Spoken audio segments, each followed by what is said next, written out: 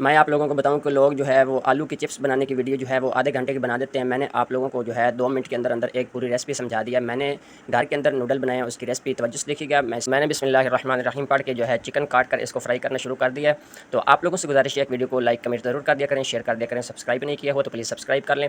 Chicken दोस्तों जैसे ही fry हो जाएगा हमारा, उसके बाद फिर नेक्स्ट स्टेप आ जाएगा। इसको मैंने दूसरे चूल्हे के ऊपर रख दिया फ्राई होने के लिए। मैंने एक डिश की रख ली है नॉन स्टिक कढ़ाई, इसके अंदर थोड़ा सा मैंने वही वाला फ्राई वाला ऑयल डाल दिया है। तो लहसन डालकर इसको थोड़ा सा मिक्स कर लेते हैं। जैसे ही इसका कच्चापन खत्म हो जाएगा तो मशरूम कटे हुए डाल देंगे, जो कि मैंने कच्चे मशरूम मंगा लिए थे। इसको मैंने खुद काट कर जनाब डाल दिया। तो साथ ही इसके अंदर डाल देते हैं थोड़ा सा मक्खन। तो आप लोग जो है वीडियो को कमेंट लाइक शेयर ज़रूर कर दिया करें। आगे आप फेसबुक पेज पे देखते हैं तो उसको भी ज़रूर शेयर कर दिया करें।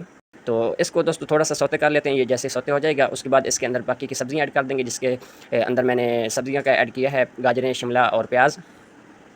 बहुत ही आसान सी रेसिपी। आप लोग सब्ज़ियाँ जो पसंद हो वो डाल लें, जो नहीं पसंद वो स्किप कर सकते हैं, कोई बात नहीं है।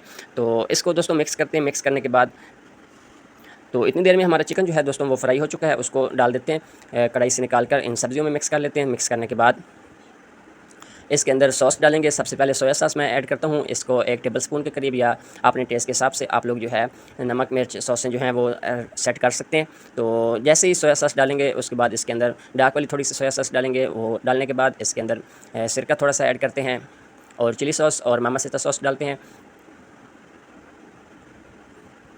उसके बाद दोस्तों इसके अंदर केचप मैंने डाल दिया है कनौर वाली। तो उसके बाद थोड़ा सा नमक, थोड़ी सी मिर्चें और थोड़ी सी काली मिर्चें और थोड़ा सा इसके अंदर चिकन पाउडर डालते हुए इसको जल्दी से करते हैं मिक्स।